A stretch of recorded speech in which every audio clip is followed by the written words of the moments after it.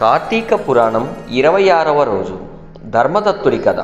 కార్తీక మాస విశిష్టతను, వైభవాన్ని, కార్తీక వ్రత మహత్యం గురించి తెలుసుకున్న మృదు చక్రవర్తి ఇంతకు ముందు ఎవరెవరు ఆయా వ్రతాన్ని ఆచరించారో ఆ వ్రతం విశేషమేమిటో తెలుపవలసిందిగా నారద మహర్షిని కోరుతాడు. అప్పుడు నారదుడు ఈ విధంగా చెప్పడం మొదలు పెడతాడు. సహ్యాద్రి పర్వత ప్రాంతంలో ధర్మదత్తుడు అనే బ్రాహ్మణుడు ఉండేవాడు.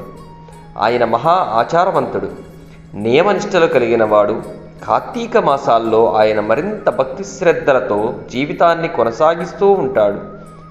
కార్తీకంలోని ఒక రోజున ఆయన నదీ స్నానం చేసి దైవదర్శనానికి వెళుతూ ఉండగా దిగంబరంగా ఉన్న ఒక రాక్షసి ఎదురవుతుంది. దానిని చూడగానే ఆయన భయపడిపోతాడు. ఆ సమయంలో ఆయన తన తడి చుట్టును సరిచేసుకుంటాడు. అప్పుడు కొన్ని నీటి బిందువులు వెళ్ళి ఆ రాక్షసిపై పడతాయి. వెంటనే ఆ రాక్షసి శాంతించి ధర్మదత్తుడికి వినయంతో నమస్కరించి, హఠాత్తుగా ఆ రాక్షసి అలా మారిపోవడంతో ధర్మదత్తుడు ఆశ్చర్యపోతాడు. అతని కారణంగా తనకి పూర్వజన్మ స్మృతి కలిగిందని ఆ రాక్షసి చెబుతుంది. పూర్వజన్మలో సౌరాష్ట్ర ప్రాంతంలో నేను ఒక బ్రాహ్మణుడికి భార్యగా ఉండేదానిని. అయితే ఎప్పుడూ కూడా భర్తతో గొడవలు పడుతూనే ఉండేదాన్ని. అందువలన అందరూ కూడా నన్ను కలహ అని పిలిచేవారు. చుట్టుపక్కల వారి విషయంలో నేను చాలా కఠినంగా వ్యవహరించేదానిని. నన్ను మార్చడానికి ఎవరు ఎన్ని విధాలుగా ప్రయత్నించినా నేను వినిపించుకోలేదు. నా భర్తను నేను ఎప్పుడూ ప్రేమగా చూసుకున్నది లేదు. ఆయన ఆకలితో ఉన్నప్పుడు అనురాగంతో వడ్డించింది లేదు. దాంతో ఆయన మరో వివాహం చేసుకోవాలని నిర్ణయించుకున్నారు. ఈ విషయం తెలియగానే నేను విషం తీసుకొని మరణించాను. నా గురించి ఉన్నది ఉన్నట్టుగా చిత్రగుప్తుడు యమధర్మరాజుకు విన్నవించాడు. దాంతో నాకు అనేక కఠిన శిక్షలను విధించారు. చివరికి ప్రేత శరీరంలో 500 సంవత్సరాలుగా ఆకలితో తిరుగుతూ ఉన్నాను.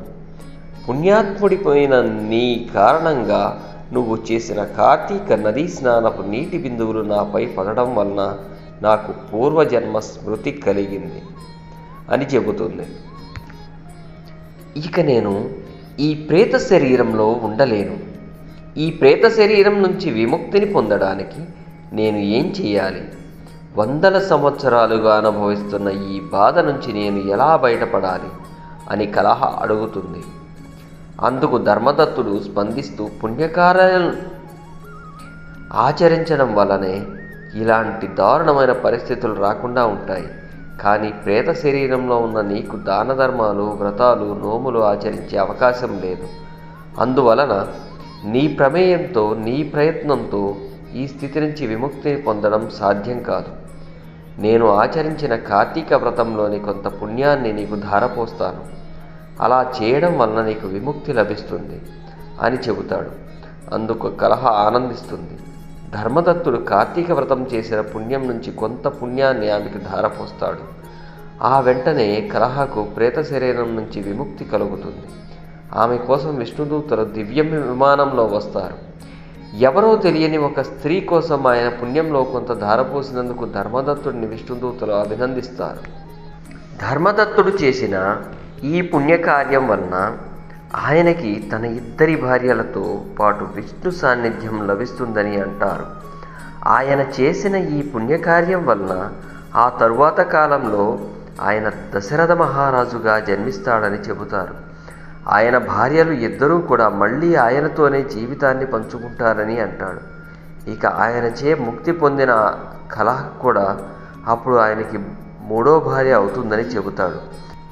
సాక్షాత్తు విష్ణుమూర్తి ఆయనకి కొడుకుగా పుడతాడని అంటారు.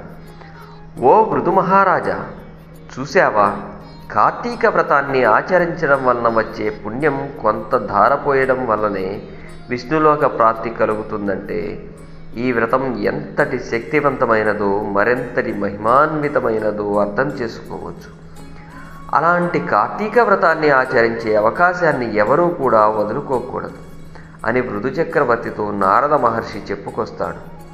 26వ భాగం సమాప్తం. రేపటి భాగం విష్ణుదాసును పరీక్షించిన విష్ణుమూర్తి, వైకుంఠ ప్రాప్తిని పొందిన విష్ణుదాసు.